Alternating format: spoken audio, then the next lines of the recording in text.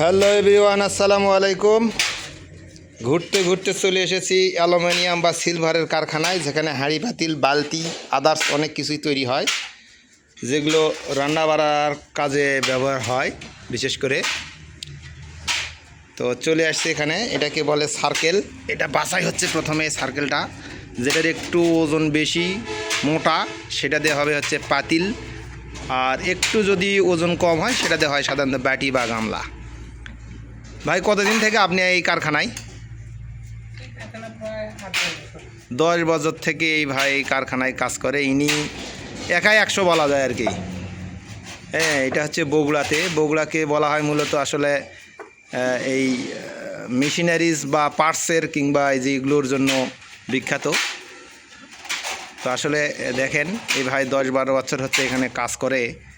দক্ষতা ওনার হাতে নিলেই বুঝতেছে যে কোনটা মোটা আর কোনটা পাতলা, ওজন বেশি কম উনি নির্ধারণ করতেছেন। এরপরে এখান থেকে ডাইসে উঠবে, ডাইস অনুযায়ী জিনিস বানাবে আর কি। তো সঙ্গে থাকুন, দেখতে থাকুন। ভাইয়ের হাতে নিপুণ তৈরি, দেখতে থাকেন। এটা একটা ডাইসের মাধ্যমে তৈরি হয়ে গেল। পাতিল হবে, পাতিলের শেপ।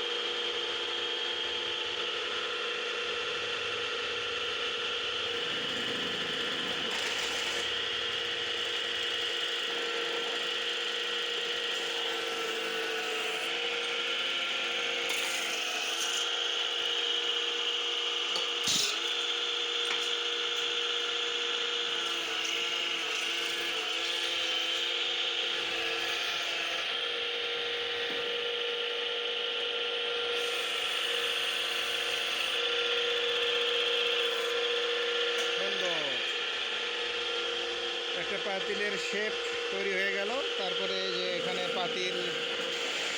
পাতিল তৈরি হওয়ার আগে এই যে ওখানে গলাটা তৈরি হয় ওই মেশিনে। তারপরে পাতিল।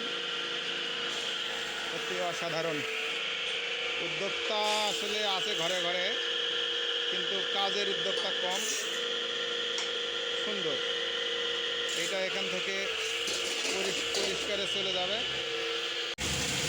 এই কেমিক্যালের তৈরি হওয়ার পরে কেমিক্যালে এসে ডুবানো হয় এভাবে ময়লা পরিষ্কার করার জন্য।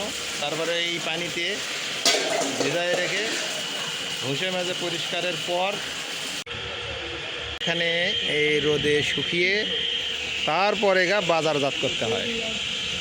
আসলে সহজে কোনো কিছুই সম্ভব না, আমরা যা দেখি সহজ কিছু, কিন্তু আসলে সহজ না। ধন্যবাদ সকলকে। আরও নতুন কিছু দেখতে পাবেন ইনশাল্লাহ।